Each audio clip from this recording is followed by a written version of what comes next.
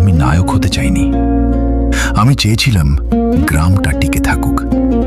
Hiruzen আলো ছিল, আমি ছিলাম সেই আলোর ছায়া।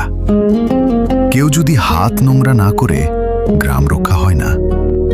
আমি আবেগ কেটে ফেলেছি, কারণ আবেগ যুদ্ধ জিততে পারে না।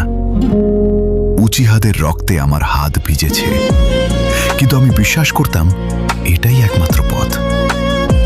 মানুষ আমাকে দানব বলেছে, কিন্তু আমি প্রতিটা সিদ্ধান্ত নিয়েছি ভয় থেকে।